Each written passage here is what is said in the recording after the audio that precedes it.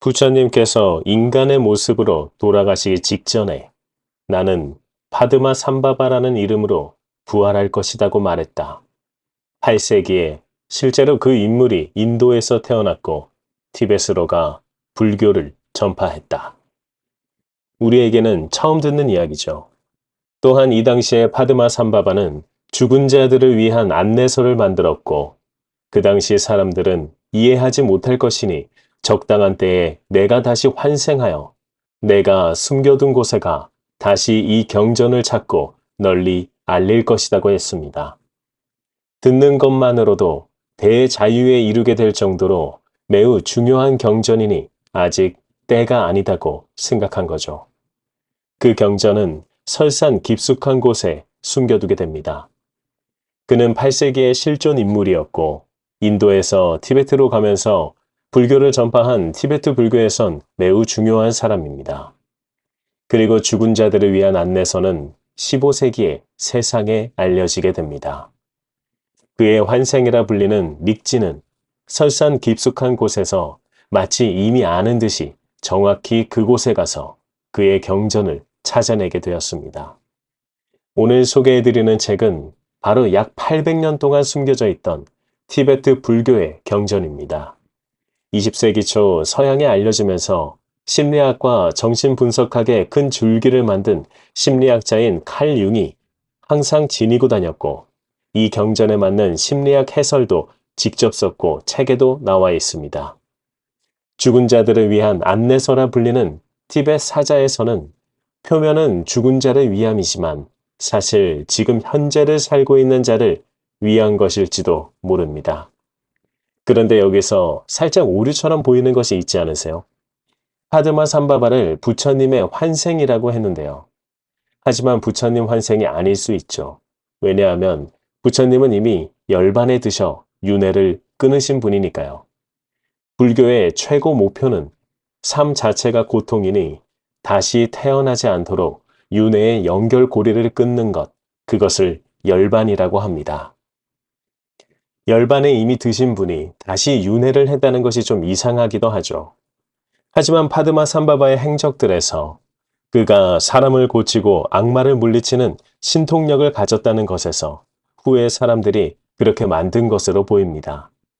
정말 뒤로 완전히 물러나서 만약 이것이 사실이라면 아마도 아미타불이 아니실까 생각합니다. 아미타불은 열반에 드시기 직전 열반에 들지 못한 자들을 위해 다시 돌아오신 분이니까요. 그럼 앞뒤가 조금은 맞아떨어지죠. 아미타불의 법문에는 극락에서 태어나는 8가지 방법이 적힌 유마경이라는 것이 있습니다. 죽은 자를 위한 안내서와 극락에서 태어나는 방법, 둘 다 연관성은 있어 보이죠. 하지만 이건 제 추측일 뿐입니다. 가능성이 가장 높은 건 파드마 삼바바의 신화에 후세 사람들이 더 전설적으로 보이도록 붙인 거겠죠. 오늘 소개해드리는 책은 티베트 사자에서입니다. 저는 이 책을 읽으면서 매우 놀랐어요. 이건 죽은 자를 위한 것처럼 보이지만 지금 현재를 살고 있는 자가 필수적으로 알아야 할 내용들이 있는 것처럼 보였습니다. 아마도 오늘 소개해드리는 책은 2부작이나 3부작이 될지 모르겠습니다. 그만큼 재미있는 내용이 많습니다. 이를 편집한 에반스 웬츠는 이 사자에서를 이렇게 말합니다. 이 사자에서는 명상이나 참선 수행 같은 어려운 과정을 거치지 않고도 붓다와 같은 대자유의 경지를 성취하는 가르침이다. 그것은 단지 듣는 것만으로도 영원한 자유에 이르는 가르침이며 대자유에 이를 수 있는 자와 그렇지 못한 자를 즉각 구별해내는 가르침이며 즉각적으로 완전한 깨달음을 주는 심오한 가르침이다. 이 가르침을 만난 사람들은 결코 불행한 상태로 떨어지지 않을 것이다. 그럼 우리 모두 불행한 상태로 떨어지지 않기 위해 시작하겠습니다. 요즘은 3일장을 치른 뒤 화장을 하거나 산소에 묻게 되죠. 이 3일 동안 티베트에서는 사자해설을 망자 옆에서 읽어줍니다. 사람이 죽으면 신경들이 모두 끊어지는데 가장 늦게 끊어지는 것이 귀에 있는 신경이라고 합니다. 사람이 처음 죽으면 마치 해외여행을 처음 간 것처럼 어리둥절해 있을 때 귀는 열려 있으니 내가 안내를 해주겠다는 내용이 있는 거죠. 마치 기독교에선 단테의 신곡이 있고 불교에선 파드마 삼바바의 티벳 사자에서가 있는 것 같습니다. 사자에서에는 죽은 뒤 3일과 3일이 지난 후부터 49일간 펼쳐지는 사후세계를 미리 알려줍니다. 불교에서 49제를 지내는 이유가 망자가 사후세계에서 다른 길로 가지 않고 극락에 이를 수 있기를 비는 거죠. 책에서는 망자에게 이렇게 말하라 합니다. 그대가 존재의 근원으로 돌아가는 길을 찾는 순간이 다가왔다. 이 순간의 모든 것은 구름 없는 텅 빈 하늘과 같고 아무것도 걸치지 않은 티 없이 맑은 그대의 마음은 중심도 둘레도 없는 투명한 허공과 같다. 이 순간 그대는 그대 자신의 참나를 알라. 그리고 그 빛 속에 머물러 있으라. 영성 관련 책에서 말하는 근원이 살아있을 때는 잘 연결되지 않았지만 죽게 되면 바로 연결이 됨을 말해주고 있습니다. 여기서 근원이란 우리가 하나에서 왔다는 것을 뜻하는 건데 모두가 연결되어 있음을 뜻하기도 합니다. 하나에서 출발했지만 각자가 다른 체험을 통해서 다시 하나를 완성시킨다는 개념이죠. 이는 자기계발 서적에서도 많이 활용하는 내용입니다. 이제 안내자는 이렇게 이어갑니다. 아, 고귀하게 태어난 자여. 죽음이라 불리는 것이 이제 그대에게 다가왔다. 지금이야말로 그대가 모든 생명 가진 것들의 이익을 위해 존재의 근원에서 나오는 투명한 빛을 깨달을 수 있는 더없이 중요한 기회다. 그것을 잊지 말라. 이제 그대는 순수한 존재의 근원에서 나오는 투명한 빛을 체험하고 있다. 그대의 현재의 마음이 곧 존재의 근원이며 완전한 선이다. 그것은 본래 텅 빈 것이고 모습도 없고 색깔도 없는 것이다. 공에 대한 불교 교리와 근원에 대해서 망자에게 말해주고 있는 건데요. 사실 망자가 아니라 이는 지금 산자가 추구해야 할 모습으로 보여지기도 합니다. 근원을 알고 생각을 비울 때 우리가 바라는 것이 이루어질 가능성이 매우 높기 때문이죠. 타임지 선정 영향력 있는 백인 중 한 명인 디펙 초프라는 이렇게 하면 복권에도 당첨될 수 있다고 말하기도 했죠. 자, 이렇게 해서 3일이 지나면 망자는 초엔이 바르도라는 존재의 근원을 체험하는 사후세계에 접하게 됩니다. 망자에게 안내자가 미리 안내를 해줬다고 볼 수 있죠. 여기서부터는 마치 SF 영화처럼 그리고 단테의 신곡에 나오는 괴물들처럼 매우 재미있게 사후세계를 묘사하고 있습니다. 그런데 여기서 가장 중요한 게 있습니다. 그 사후세계가 펼쳐지는 모든 것은 망자 본인이 생전에 생각했던 모습이 보이는 환영일 뿐 절대로 그것을 두려워하지 말라는 겁니다. 만약 본인이 기독교인이라면 3일 동안 근원의 빛이 하나님과 예수님으로 보일 것이고 불교인이라면 부처님과 아비타불, 이슬람인이라면 알라가 보이겠죠. 즉 본인이 생전에 생각하고 믿었던 그대로 보여지게 됨을 말합니다. 그리고 초엔이 바르도라는 사후세계에 진입하게 되어도 본인의 믿음에 기초하여 모든 것이 보여지게 됨을 티벳 사자에서는 분명히 말합니다. 티벳 사자에서는 불교 경전입니다. 따라서 여기서 묘사되는 사후세계는 불교에 맞춰져 있습니다. 그러나 만약 사자에서에 나온 것처럼 망자의 생전의 기억과 생각, 그리고 믿음에 따라 만들어진다면 모두가 보이는 게 다를 겁니다. 책에서는 이렇게 말합니다. 만일 지금 그대 자신의 생각에서 투영되어 나오는 것들을 바로 알지 못한다면 그대가 인간 세상에서 아무리 수행을 열심히 하고 신에게 헌신했다 할지라도 빛들이 그대를 당황하게 하고 소리들이 그대를 두렵게 하고 색채들이 그대를 무서워하게 만들 것이다. 그렇게 알고 이제 사후세계에서의 첫 번째 날부터 14번째 날까지 한번 들여다보기로 하죠. 첫 번째 날이 되면 안내자는 이렇게 말합니다. 아, 고귀하게 태어난 자여. 지난 사흘 반 동안 그대는 기절 상태에 있었다. 이 기절 상태에서 깨어나자마자 그대는 나에게 무슨 일이 일어난 걸까 하고 생각할 것이다. 그대는 지금 사후세계에 와 있음을 깨달으라. 하늘 전체가 온통 짙은 푸른색으로 빛나고 있을 것이다. 이 순간 중앙의 세계로부터 비로자나 불이 나타날 것이다. 그 빛은 푸른색이고 너무도 강렬해서 그대는 그것을 똑바로 쳐다볼 수조차 없을 정도다. 그 빛과 함께 또 다른 빛 하나가 그대 앞으로 다가올 것이다. 이 빛은 강렬한 빛과는 달리 어두운 흰색 빛이다. 이때 나쁜 카르마의 힘 때문에 그대는 진리의 세계로부터 나오는 대지혜의 눈부신 푸른색 빛에 대해 무서움과 두려움을 느낄 것이다. 그대는 그 빛으로부터 달아나고 싶은 생각이 들 것이다. 그리고 천상계로부터 흘러나오는 어두운 흰색 빛에 애착을 가질 것이다. 이 단계에서 그대는 빛나고 눈부시고 장엄한 푸른색 빛을 두려워하지 말라. 천상계의 존재들에게서 나오는 어두운 흰색 빛에 이끌리지 말라. 마음이 약해져서는 안 된다. 그 어두운 빛에 이끌린다면 그대는 천상계의 울타리 안에서 방황하게 될 것이고 마침내 육도의 소용돌이 속으로 끌려 들어갈 것이다. 푸른색의 빛은 비로자나불에서 나오는 자비의 빛이다. 그대를 맞이하러 온 곳은 자비의 빛이다. 재미있게 보이지 않으세요? 빛이 두 개가 다가올 것인데 하나는 너무 강렬한 빛이고 하나는 애착을 가지게 만드는 빛이라고 합니다. 강렬한 빛은 본인이 지은 카르마 때문에 쳐다보기 두려워져서 강렬하지 않은 빛에게 마음을 빼앗기죠. 그리고 그렇게 빼앗기면 바로 윤회 세계인 육도, 천신들이 사는 천상계, 거인신들이 사는 아수라계, 인간계, 축생계, 불행한 귀신들의 세계인 아귀계, 지옥계를 돌고 돌게 된다는 겁니다. 그런데 여기서 좀 이상한 생각 들지 않으세요? 이제 망자는 아무것도 듣지 못할 텐데 말이죠. 안내자가 아무리 말을 해도 망자가 들을 수 있는 물리적인 시기를 한참 벗어나지 않았을까요?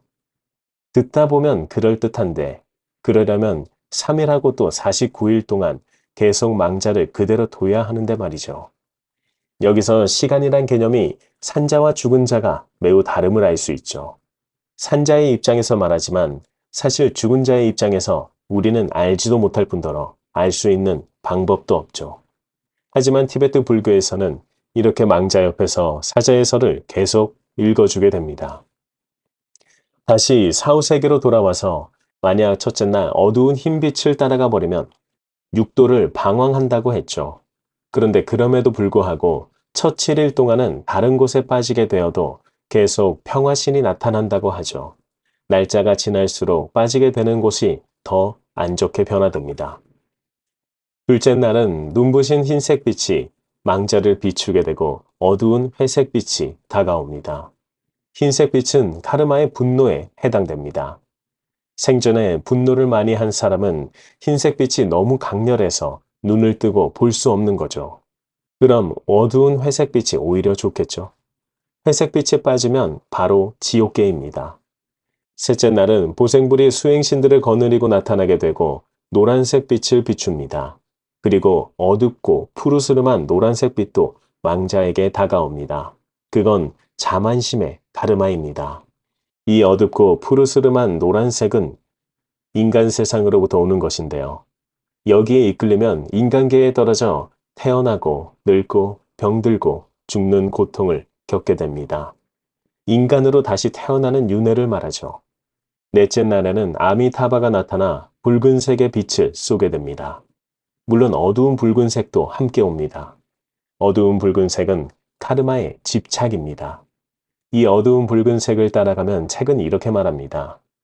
그대가 거기에 집착하면 그대는 불행한 혼령들의 세계에 떨어지고 갈증과 굶주림으로 참을 수 없는 고통을 겪을 것이다. 그대는 거기서 영원한 자유를 얻을 기회를 잃게 될 것이다. 자, 이제 다섯째 날부터 일곱째 날 이렇게 3개가 남았습니다. 평화의 신들이 오는 7일은 만약 그것을 선택하지 못했다 해도 계속 기회를 주고 있는 거죠. 여기서 사자에서는 가장 기억할 것이 그 강렬한 빛을 받아들이라는 겁니다. 그 강렬한 빛은 본인의 내면에서 만들어낸 빛이므로 두려워할 필요가 없음을 반복적으로 말해줍니다. 하지만 본인이 생전에 지은 카르마 때문에 그 따스한 빛이 오히려 기피의 대상이 되어버리는 거죠. 그래서 상대적으로 강렬하지 않은 같은 색의 어두운 빛들에 홀리게 되고 그대로 지옥으로 가게 된다는 겁니다. 하지만 7일 동안은 계속 기회를 줍니다. 다섯째 날은 아모가시티가 초록색 빛을 비추게 되고 어두운 초록색 빛도 함께 옵니다. 이 어두운 초록색은 질투심을 뜻합니다. 여기에 이끌리면 육도 중에 거인들의 세계인 아수라계에 떨어져 전쟁과 다툼에 참을 수 없는 고통을 겪게 됩니다. 여섯째 날은 지금까지 나왔던 모든 신들의 빛이 한꺼번에 비추게 됩니다. 책을 그대로 읽어드릴게요. 아, 고귀하게 태어난 자여. 이 5쌍에 명상하는 붓다의 바깥 둘레에는 문을 지키는 4명의 분노의 신들이 있다. 그들은 승리자, 죽음의 왕을 파괴하는 자, 말머리 모양을 한 자, 생명의 이슬자는 든 자이다. 그리고 4명의 여성 문지기 신들이 있다. 그들은 모리 막대기를 든 자, 올가미 밧줄을 든 자, 쇠사슬을 든 자, 작은 종을 든 자이다. 이들과 함께 최고의 힘을 가진 자라 부르는 천상 세계에 붓다. 튼튼한 옷을 입은 자라 부르는 아수라 세계에 붓다. 샤카족의 사자라고 부르는 인간 세계에 붓다. 움직이지 않는 사자라고 부르는 동물 세계에 붓다. 불타는 입을 가진 자라고 부르는 굶주린 귀신 세계에 붓다. 그리고 진리의 왕이라고 부르는 지옥 세계에 붓다가 있다. 이들 모두가 그대를 비추러 나타날 것이다. 그들 모두는 그대의 가슴으로부터 나오며 그대 자신의 순수한 사랑에서 생겨난 것이다. 그대는 그것을 알아야만 한다. 이들 여러 세계들은 그대 자신의 바깥에서 오는 것이 아니다. 그것들은 그대 가슴의 내 부분에서 나오며 가슴의 중심부를 합하면 모두 5개의 방향이 된다. 그것들 모두는 그대 안에서 나와 그대를 비춘다. 신들 역시 다른 데서 오지 않는다. 그들은 영원한 세월 이전부터 그대 자신의 마음속에 존재하고 있었다. 이 사실을 깨달으라. 그들은 그대 자신의 수호신들이다. 아, 고귀하게 태어난 자여. 이 모든 것은 어디까지나 그대 자신의 마음에서 비쳐나오는 빛들이다. 그것들은 다른 곳에서 오는 것이 아니다. 6세계로부터 순수하지 못한 환영의 빛들이 그대에게 다가올 것이다. 천상계로부터 온 어두운 흰색, 아수라계로부터 온 어두운 초록색, 인간 세계로부터 온 어두운 노란색, 동물 세계로부터 온 어두운 푸른색, 굶주린 귀신 세계로부터 온 어두운 붉은색, 지옥계로부터 오는 어두운 회색빛이다. 그리고 순수한 지혜의 빛과 함께 이들 6색채의 빛이 그대를 비출 것이다. 이때 두려워하거나 어떤 것에도 끌리지 말라. 그대 자신으로 하여금 무념 상태에서 쉬게 하라. 만일 그대가 지혜의 순수한 빛들을 두려워하고 6세계의 순수하지 못하는 빛들에 이끌린다면 그대는 6세계의 어느 한 곳에서 몸을 받을 것이다. 그리고 윤회의 고통을 겪게 될 것이다. 지금까지 한 내용들이 모두 잘 요약되어 있죠. 이렇게 생각이 드실 수도 있습니다. 지옥으로 빠지지 않고 동물로 태어나지 않으려면 사람으로 태어나려면 노란색을 기억해야겠네 하고요. 이 책의 목적은 윤회를 끊는 거죠. 그래서 어두운 빛에는 이끌리지 말아야 함을 계속해서 알려주고 있습니다. 어두운 노란색도 피해야겠죠. 이제 7번째 날입니다. 아, 고귀하게 태어난 자여, 마음을 다해 들으라. 7째 날에는 정화된 마음으로부터 나오는 다양한 색채의 빛이 그대를 비출 것이다. 그들은 동서남북과 중앙에서 매혹의 무드라를 추고 있다. 이들 모두가 다양한 자세로 춤을 추면서 믿음이 깊은 자는 맞이하고 믿음이 없는 자는 벌을 주기 위해 나타난다. 이때 어두운 푸른색 빛 하나가 그대를 향해 다가올 것이다. 이때 그대는 자신의 나쁜 성향에서 생기는 환영 때문에 그 5가지 색의 빛을 두려워할 것이다. 그것으로부터 달아나고 싶어질 것이다. 그대는 오히려 동물 세계로부터 오는 어두운 푸른색 빛에 이끌릴 것이다. 그것에 이끌린다면 그대는 어리석음이 지배하는 동물 세계에 떨어져 어리석고 말도 못하고 노예와 같은 수많은 고통을 겪을 것이다. 강한 믿음과 겸허한 마음으로 이렇게 기도하면 그는 무지개 빛에 둘러싸여 지식을 가진 신들의 가슴 속으로 녹아들어갈 것이고 틀림없이 순수한 극락세계에 태어날 것이다. 아까 6번째에서 어두운 푸른색은 아직까지 등장하지 않았었는데 요약한 것처럼 모두 말했었죠. 사실 어두운 푸른색은 7째 날에 나오게 됩니다. 6째 날에 미리 알려준 거죠. 여기까지가 티벳 사자에서에서 나오는 죽은 지 3일 동안의 치카이 바르도에서 근원인 투명한 빛이 망자를 인도하고 그 이후 7일 동안의 초에니 바르도에서 평화의 신들이 나타나 인도하는 내용입니다. 바르도는 사후세계를 뜻하는 말입니다. 만약 생전에 티벳 사자에서를 기억하고 사후세계에 들어가면 어두운 빛들에 현혹되지 말고 강렬한 빛들에게 본인의 잘못을 구하고 받아들이게 되면 극락에 갈 수 있음을 반복적으로 말해주고 있습니다. 죽음 이후의 세계에 관해서 이런 방법들을 알려주는 책이 과연 세상에 또 있을까요? 물론 이집트 사자에서도 있습니다. 오늘 소개해드리는 티벳 사자에서에서는 해설집에서 이집트 사자에서와도 살짝 비교하는 내용도 있는데요. 티벳 사자에서를 편집한 에반스 웬츠는 이를 편집하기 위해서 5년간 티벳과 중국, 인도를 오가며 수행을 한 사람으로 티벳 사자에서를 이집트 사자에서보다 더 높게 치고 있습니다. 그리고 무엇보다 심리학의 대가인 칼 융이 이 책에 대한 해설집을 썼다는 것도 한몫하죠. 다음 편은 칼 융의 해설과 함께 8번째 날부터 14번째 날까지를 이어가도록 하겠습니다. 이제부터는 분노의 신들이 나오는 차례입니다. 평화의 신들에서 분노의 신으로 바뀌면서 망자는 주체할 수 없는 두려움에 휘감기게 되고 심판을 겪게 되는 과정입니다. 많이 기대해 주세요.